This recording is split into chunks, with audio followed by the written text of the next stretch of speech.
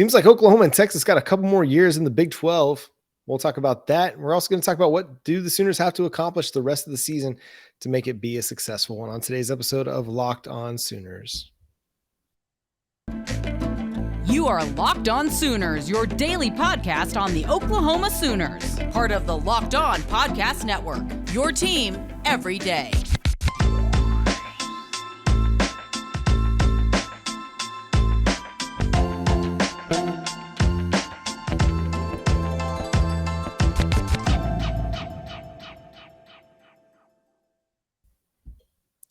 Hey, what's up, Sooner Nation? Welcome to Locked On Sooners, and thank you for making Locked On Sooners your first listen every single day. We're free and available on all podcast platforms. Today's episode is brought to you by SweatBlock. If you or someone you love is experiencing embarrassing sweat or odor, try SweatBlock. Save 20% with promo code LOCKEDON at sweatblock.com. Also available on Amazon. My name is John Williams. You can follow me on Twitter at John9Williams. He's Josh Helmer. You can follow him on Twitter at JoshOnRef. You can also hear him Monday through Friday from 9 to noon on 94.7 The Ref in Norman. Josh, how you doing, my friend? Doing great. Happy to be with you. Obviously, I guess the big bombshell from the last time we recorded up until now is Oklahoma and Texas. Are they actually staying throughout the duration of the Big 12's grant of rights? The comments from Big 12 Commissioner Brett Yormark lead you to believe that that's what he's been led to believe for Oklahoma and Texas. The report was from, I believe, the first report was from Eli Letterman of the Tulsa World. At least that's where I saw the comments from Brett Yormark first, so I'll give him proper credit on the reporting for Brett Yormark. Interesting comments that Brett Yormark feels like Oklahoma and Texas, John, are sticking around. I still, initial reactions for me, I'll believe it when I see it on that 2024 college football season, though I will say this, it clearly, for Brett Yormark to even publicly be comfortable enough, John, to come out and make those types of remarks after, being asked previously and saying, hey, there's going to be a time that comes when we sit down with Texas and Oklahoma and figure out kind of what they're thinking. I don't know if they're going to be around long term. Now he's definitive, right? He feels like they are going to stay. So whether or not that's ultimately how it plays out, he's at least comfortable enough to say that publicly. And I kind of thought this, John, it just reinforces for me why it was important that the Big 12 moved on from Bob Bowlesby. We've said it before, to have a new voice, to have a new leader in Brett Yormark. Even if that's not how it ultimately comes to pass, this, I think, keeps negotiations between Oklahoma and Texas and the Big 12 and Brett Yormark. It keeps it on good footing, right? There's clearly no real animosity here, at least publicly, from Brett Yormark with Oklahoma and Texas. And then, beyond that, maybe they are staying for the duration of the grant of rights. What did you think about all of this? Well, this is the first time that I've really felt like, okay, Oklahoma and Texas are staying through the 2024 season and to the 2025 school year, completes. And it's this quote, from Yormark. He says, they've committed themselves in advance of me getting here, and they've reiterated that commitment. So they'll be here through the duration. Oklahoma was committed, and in discussions with Brett Yormark, Oklahoma's still committed. So some of this comes on the legs of the Fox report, or the report that says that, Fox isn't going to let Oklahoma and Texas out of their grant of rights agreement without receiving, equitable compensation for the loss of those teams and the potential revenue that they could generate from those games. So this is, like I said, the first time that I've really felt like, okay, they're going to be in the Big 12 for the 2023 and 2024 seasons. First season in the SEC would be the 2025 season for football. So yeah, a little bit surprised, but I think I'll still, leave a little bit of room for the possibility for them to get out early based on what you're talking about. Like, hey, the relationship's not strained. Everybody's in a good spot. They're committed to being a part of this deal. Obviously, if something comes available and say the Big 12 has a new grant of rights agreement with ESPN and Fox and whoever else that they, grant their media rights package to, does that provide an avenue for Oklahoma and Texas to leave early? I don't know if that'll be the case, or if that'll be part of it, or if part of that package and part of that revenue agreement comes with, okay, we get Oklahoma and Texas for 2 years. We'll split that revenue after that it's going to change a little bit. So I think it's a lot of it's still up in the air and still unknown, but just like I said, I'm kind of starting to lean into the fact that Oklahoma is going to be there for 2023. We're going to get Oklahoma versus maybe BYU or Houston or UCF or Cincinnati next year. I'm starting to actually put together like a projected schedules for Oklahoma for 2023 and 2024, what that could look like in a 14-team Big 12 for Oklahoma in particular, that I'll hope to drop on Sooners Wire tomorrow morning. So make sure you're looking for that. But yeah, I think there's still a lot that's possible. There's always the possibility that somebody comes up with the big money and buys their way out of the Fox side of that media rights agreement. I think you don't have to worry so much about the ESPN, ABC side of things, because they want Oklahoma and Texas in the SEC, and they prefer that to be sooner rather than later. It's the Fox part of that's going to be the big hang up. The interesting part, I think Oklahoma, just from the Oklahoma fan standpoint on all of this, is it really is night and day, the response to this news that Oklahoma and Texas probably stick it around throughout the duration of the grant of rights. Still feel however you want to feel about whether or not there's true validity to that, but let's just operate under the belief that that is how this ultimately plays out, right? That you're going to stick around for the duration of the Big 12 grant of rights. If we had this conversation, John, 2 months ago, maybe 1 month ago, that Oklahoma was going to stay for the duration of the Big 12 grant of rights, I think it would have been still pretty split for the Oklahoma fan base. And honestly, I think the majority would have been in the camp of, I'd rather see them go as soon as possible to the SEC, just rip the Band-Aid right off. Now, because of the way that this football season has started out, the folks, and I'm not saying again that it was, I do think it was the majority that wanted to kind of get out as soon as possible, John, to the SEC.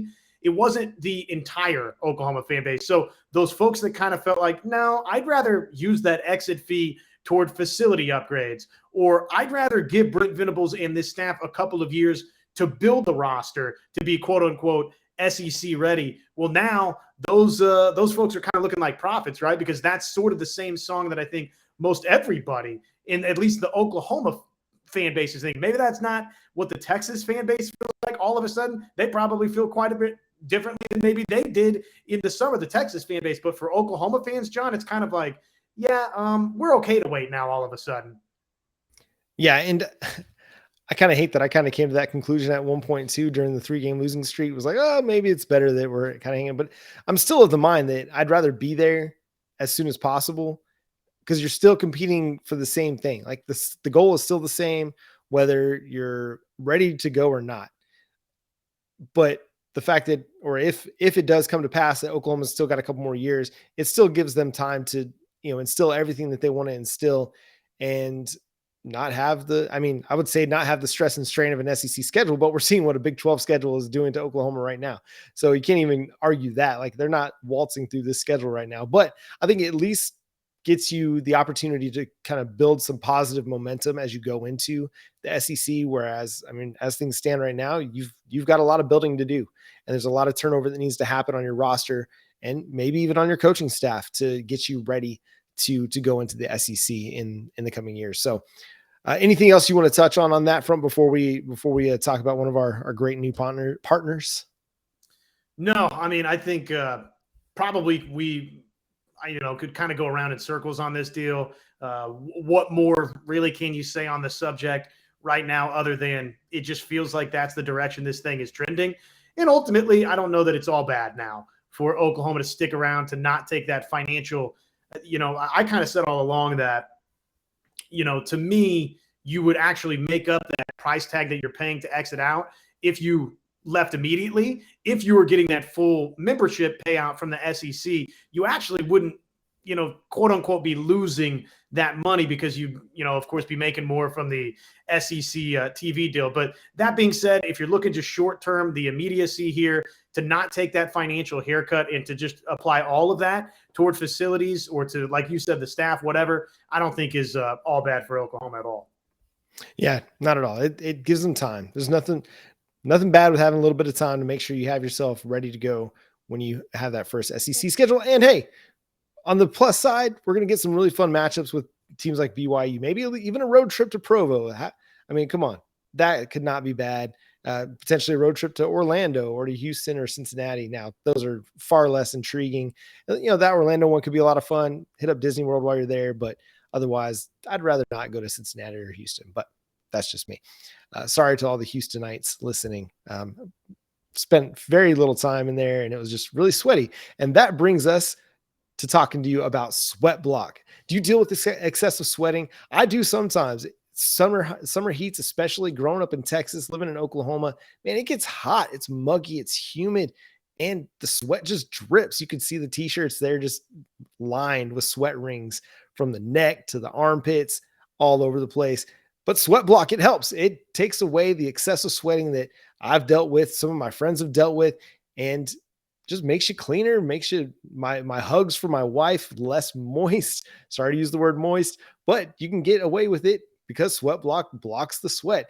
It's for people that suffer from excessive sweating or odor. Again, you could get a discount on your first purchase of SweatBlock using our promo code Locked On. It is doctor created and doctor recommended. The guy who created it, he was having excessive sweating issues. That's how he knows that it works. So if you or someone you love is experiencing embarrassing sweater or odor, try SweatBlock. Save 20% with promo code Locked On at sweatblock.com. Also available on Amazon. All right, Josh, we're in the bye week. The bye week is a great time to kind of reflect on where we've been, where we're going. And so let's talk about what Oklahoma kind of needs to accomplish for the rest of the 2022 season. So let's do something wild here, right? Let's start with positives for Oklahoma football. I think one thing they got to do in the bye week is stick with what happened offensively versus Kansas. I mean, it really is as simple as the quarterback that you have many times is the way that you go.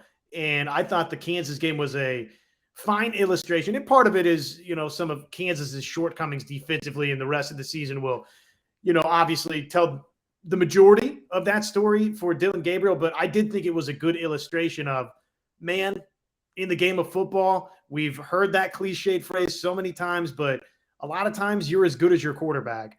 And Oklahoma's quarterback play, we know from the mid-second quarter on versus TCU, throughout the entirety of the Cotton Bowl, up to the start of the Kansas game, it was flat out, missing in action for Oklahoma. So getting Dillon Gabriel back, it just clearly opens up so many things. And when I say do what you did versus Kansas, I'm talking about the amount of targets for Marvin Mims. I'm talking about the offensive line, the steps forward that it took, John. I mean, they have to be similar to that, right? Anton Harrison was the highest graded player for Oklahoma, and probably that's the finest game that he's played in a, not a crimson and cream uniform, but in an Oklahoma uniform, easily the finest game that he had. So you need more of that to pave the running game, to allow Eric Gray to beat Eric Gray. I thought that was kind of what Eric Gray was designed to do, make guys miss at the point of attack, make one guy miss, or get second level and then make somebody miss. And all of a sudden we're seeing those chunk runs that we thought we were going to be getting from Eric Gray when he came from Tennessee. So I think that's number one from Oklahoma, right? Is whatever Jeff Lebby was dialing up offensively, more of that with Dillon Gabriel and company. Yeah, what I like they did with Dillon Gabriel is get the ball out of his hands kind of quick. Even on some of the deeper pass plays, I felt like he wasn't sitting back there very long. And some of it, again, could just be Kansas's defense not really providing a lot of difficult looks for them that they were scheming against. But I felt like he didn't hold on to the ball for a prolonged period of time. He was getting the ball out quick, or he was scrambling, finding space, and then getting rid of the ball. I liked that. I think you're right. The offensive line played a huge part in that game. We'll see how they do with a tough Iowa State team that they're going to have to go on the road to play on I guess it's going to be a Saturday morning, another 11 a.m. kick. And we've seen this team kind of struggle with 11 a.m. kicks at different points in the season. Can they go on the road and kind of right that ship? That'll be a huge key for that game, is how well the protection. I think one of the positives, and something that I think we can kind of almost look forward to, is does missing the better half of the TCU game, missing the Texas game, the Red River Showdown, does that create an opportunity where Dillon Gabriel returns for another season in 2023. I think a lot of us probably assumed he was one and done with the Sooners, but he mentioned, the Red River Showdown was a game he wanted to play in. He really wanted to be in that environment, be in that atmosphere, play in this historical game. Didn't get a chance to do that. Does that create an itch for him to come back next year? Which I think, even though they got Jackson Arnold coming, you got Nick Evers kind of waiting in the wings a little bit too. I still feel more comfortable with the quarterback situation knowing that Dylan Gabriel would be leading it next year. I think the game against Kansas helped almost re-solidify that within me after some of the, best way to say it really is poor play against TCU. What he did against Kansas kind of renewed that optimism, that hope that, yeah, he can't be that guy. He can't be that dude that leads you to big point totals and wins football games for you. So I think that is a positive. Another one, like seeing Javonte Barnes being able to carry the ball 20 plus times, that's huge. His yards per attempt weren't great, but he's the runner that we thought he was coming out of the spring. He's physical. He's tough. He's got some speed. He's explosive, and he's going to get some dirty yards for you. At the very least, you get the dirty yards. That was something DeMarco Murray was like, he made his NFL career off was getting the dirty yards, getting those 3 yards, getting 4 yards. Even if you don't break one every single time, you're not losing yardage. You're not getting hit in the backfield. Now the goal line, stand that Kansas had at the end of the first half kind of flies in contradiction to that. But again, true freshman running back getting his first extended work with the Oklahoma Sooners. I think he was a very strong positive for what Oklahoma can build upon this season, looking ahead to 2022. Just on the Dylan Gabriel subject, that is a fascinating one. And I'm sure, not even right now, for the remainder of this episode or over the course of the remainder of this season, just building up, throughout the offseason, we're going to ponder that question, right? Unless Dylan Gabriel makes his intentions known pretty quickly. Really, probably if he stays or goes, John, is going to heavily depend on, how successful Oklahoma is offensively the rest of the way. Because look, there's probably some people that are like, wait a second, how the heck is Oklahoma going to pull this off? But if Oklahoma wins out the rest of the way and Dylan Gabriel's the version of Dylan Gabriel, and I'm not saying he's going to throw for 400 yards every single game, but man, if he's getting to where he's 275, multiple touchdowns and up every single game the rest of the way, and Oklahoma wins out, where would his draft stock be right now? I mean, I'm thinking, I don't know, 5th round or later, maybe. And if all of a sudden Oklahoma does that and he puts up those types of numbers, well, then all of a sudden, we reconvene at the end of the season. And I don't know that it's the craziest thing that he's 3rd round, 4th round. Now, again, the question is going to be for Dylan Gabriel, if he comes back in extra season, right, can he work himself into that 1st, 2nd round type range? Or can he be a surefire 3rd round and above type guy? And how important is that to him, right? Or does he just want to go to the NFL right here, right now? That's a fascinating question that you brought to the table. I guess in my mind, I'm kind of the opinion right now that probably, yeah, he's going to be back in the fold for Oklahoma next season. But I guess that is still on the table that maybe he would elect to leave Oklahoma. Defensively, man, I mean, where do you even start on that side of the ball? Maybe we just, try and wrap the show up with a elongated discussion on the defense. The question there is, how do you fix the defense? And I'm not sure that's a simple question for Oklahoma. Let's do have an extended conversation on just that, the defense for Oklahoma. You guys got to figure out, though, how to finish this year strong. LinkedIn Talent Solutions, LinkedIn Jobs, they can help you do that, baby. These days, every new potential hire, it can feel like a high-stakes wager for your small business. You want to be 100% certain, not 90%, not 95%, 100% certain that you've got access to the best qualified candidates available, and that's why you've got to check out LinkedIn Jobs. LinkedIn Jobs, it helps find the right people for your team faster and for free. It's so easy to create a free job post over on LinkedIn Jobs. You just go on over to LinkedIn Jobs, you add your job and the purple hashtag hiring frame to your LinkedIn profile to spread the word that you're hiring. There's simple tools like screening questions that make it easy to focus on the candidates with just the right skills and experience so you can quickly prioritize who you'd like to interview and obviously who you'd like to hire. Again, you want to finish the year strong, and LinkedIn Jobs, they're going to help you do just that to find the right team member to get that accomplished. It's why small businesses rate LinkedIn Jobs numero uno in delivering quality hires versus leading competitors. LinkedIn Jobs helps you find the qualified candidates that you want to talk to faster. LinkedIn.com/LockedOnCollege. That's LinkedIn.com/LockedOnCollege to post your job for free. Terms and conditions apply. Oklahoma's defense. Where are we at here with it in the bye week? We can sit there, and that's why I start with the compliment sandwich, right? And here in the middle of the sandwich is that Oklahoma defense, which has been wildly frustrating for Sooner fans. I don't know that there's a simple fix, John, outside of, first and foremost, I think Oklahoma's dealing with a pass rush issue. They're not very good in that department right now. And I think probably that's the number one crux of Oklahoma's issues. So how do you go about generating that, John? I think you got to be more aggressive. I think some of it is you're going to have to blitz more. And I know they don't want to because it's exposing their back end a little bit more than they'd like, but you're going to have to get creative with it. And you're going to have to pick your spots where you send extra guys on the rush because you're not getting enough pressure. And you still got some pretty talented quarterbacks that you're going to have to play. Now, Hunter Deckers isn't a great player, but he's a mobile player. He can make plays with his legs that can hurt you. You still got Spencer Sanders on the schedule. The true fresh or the redshirt freshman, Baron Morton at Texas Tech. I think he's a player. That's a guy that you're going to have to be concerned with. Now, I think the depth of quarterback play that you have to play the rest of the season isn't as good as what you've already seen with Max Duggan and Quinn Ewers and Adrian Martinez.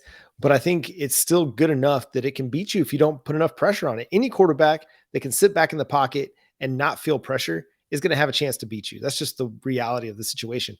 And even though Blake Shapen's not had a great season, the Bears offensive line is so good that he's going to have a chance to sit back there and kind of pick you apart if you're not careful and if you're not able to get any kind of pressure. So I would like to see them use more R. Mason Thomas because he provides an element to the rush game that you really don't have with Marcus Stripling and Ethan Downs and Reggie Grimes. Those are guys that are really, they're solid defenders.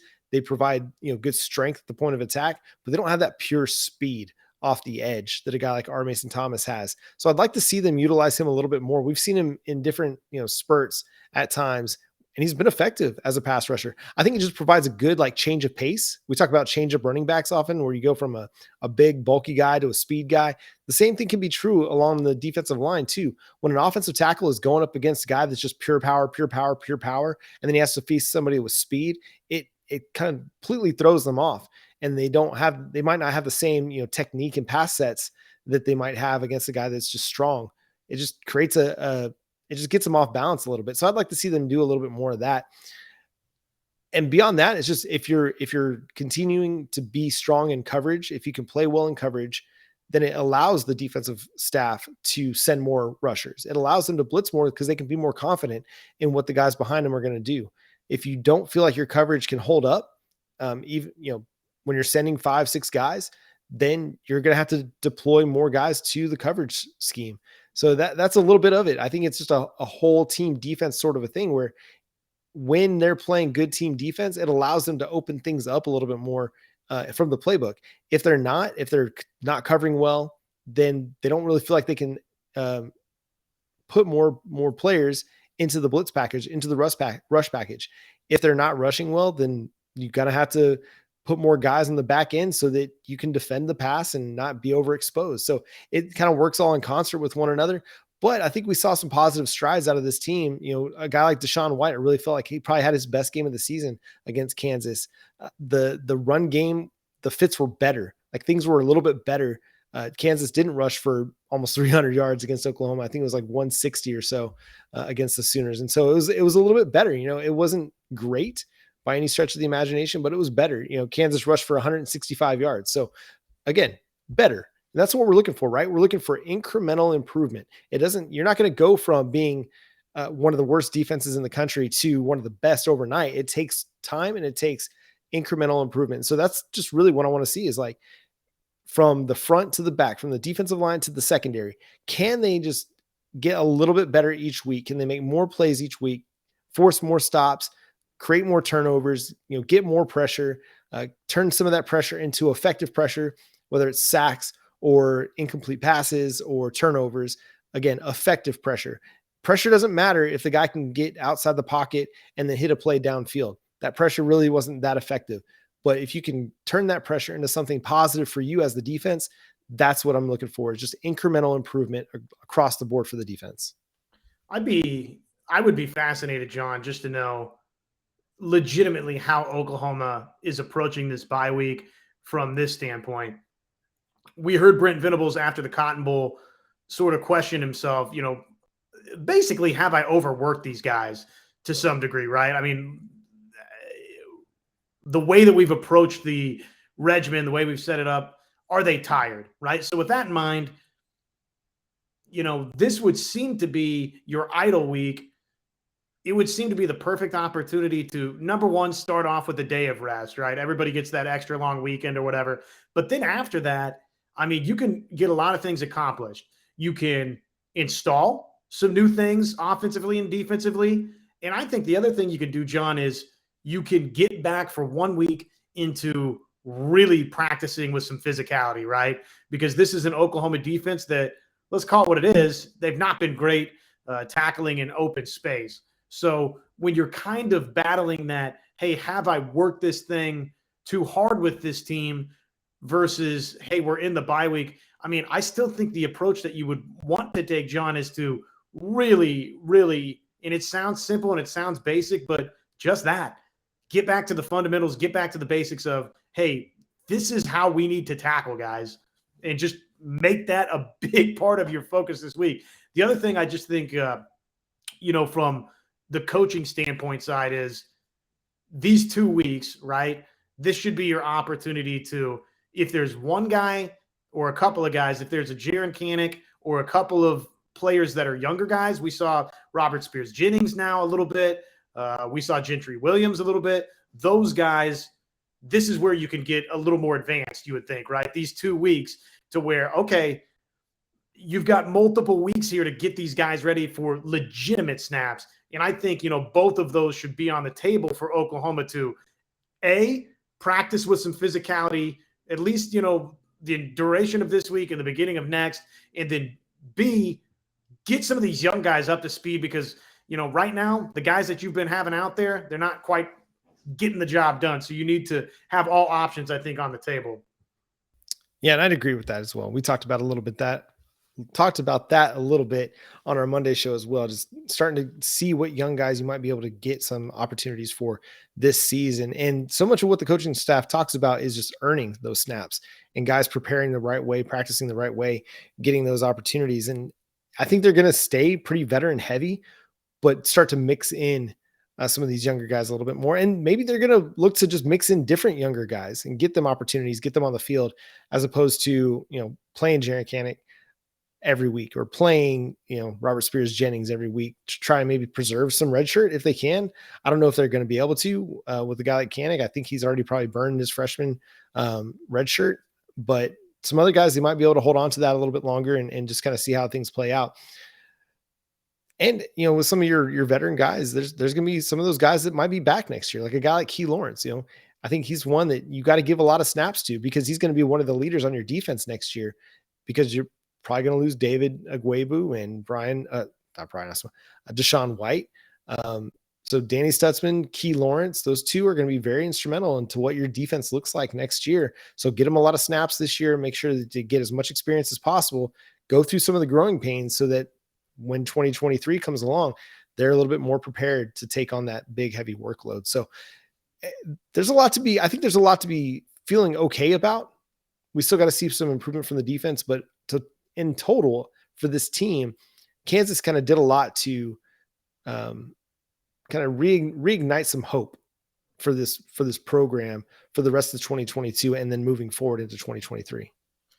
Could you do me a favor? I'm not going to be able to pull this number up while we're live right now. Look up red zone defense for me for Oklahoma. I'm curious what those numbers look like for the Sooners, because one thing that just absolutely jumped out versus Kansas is just the inability to turn Kansas scoring drives from touchdowns into field goals. If Oklahoma could even start batting 500 on some of those, John, then the perception of this defense, because they got 7 stops versus Kansas, right? But every scoring drive versus Kansas, basically winds up being a touchdown in the game. Now, whether that's an explosive touchdown or whether that's, a red zone type score, I don't know schematically, every single play that Oklahoma's dialing up. And maybe the coaching staff would come right back, John, and say, well, John, we are dialing up plays to specifically try and bend and not break. But when you try and dial up plays where you bend and don't break, but you're still breaking and you're giving up explosive plays, now you got a serious problem. So I don't know the answer to where Oklahoma's at on that front of it, but I can just tell you from, being at the Kansas game, one area that this defense, if they could just improve that, all of a sudden things would improve immensely for Oklahoma, is start turning some of these drives from touchdowns into field goals. Yeah, so I've got it for you here. So Oklahoma's not great at it. They're 83rd in the country. They're allowing touchdowns at 75% of red zone attempts. So teams that enter the red zone are scoring touchdowns at a 75% clip, 21 of 28. They've only forced 3 field goals in the red zone. So for a total of 24 out of 28, or 85% red zone scores allowed for Oklahoma. But I mean, they're not in bad company. Oklahoma State, they're 94th in red zone efficiency. TCU also 94th, allowing at 87%. Baylor is 78th. Now they're doing a better job at forcing field goals versus touchdowns. On 20 red zone attempts, Baylor's only allowed 10 touchdowns and 7 field goals. So they're doing a little bit better on the touchdown to field goal ratio. Same with Kansas State. Well, actually Kansas State, they've allowed 8 touchdowns on 13 red zone attempts. So they're just not letting teams in the red zone. They're giving up the, kind of bigger plays, only 8 touchdowns on 13 attempts.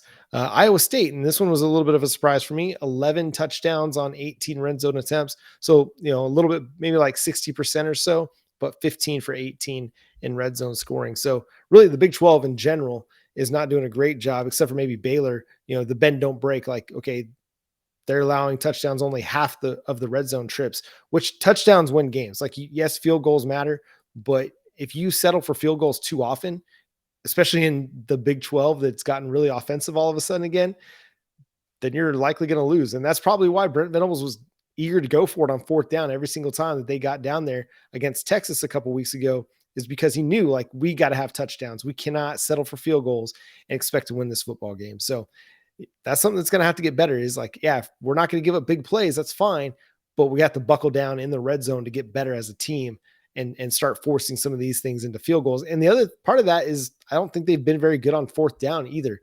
This is a team that I feel like anytime that somebody gets a 4th down opportunity against them, or even a third and long, they don't do a great job at stopping them. See if I can find that real quick. And I cannot. Oh, wait, here it is. 4th down conversion percentage as a defense. Probably going to have to go to page 3.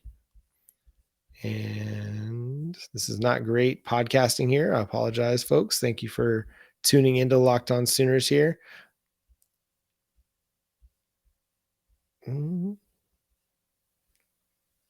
Cannot seem to find them. Anyway, I don't feel like they've been super good at it, but and maybe they have actually. They're only allowing 4th down conversions on 33% of 4th down attempts, so 18th in the country. So it's a little bit better than what I thought, but it just seems like, and maybe it's just the 3rd down conversion percentage isn't as good. Well, they've definitely struggled on 3rd down conversion percentage defense, no doubt. I mean, actually, they looked like they were on track to have one of their better 3rd down percentage conversion defensive days versus Kansas. And then those, final however many drives, Kansas started converting a couple of 3rd downs. But I mean, they're 113th in the country in 3rd down defense. Just so, I mean, terrible in that regard.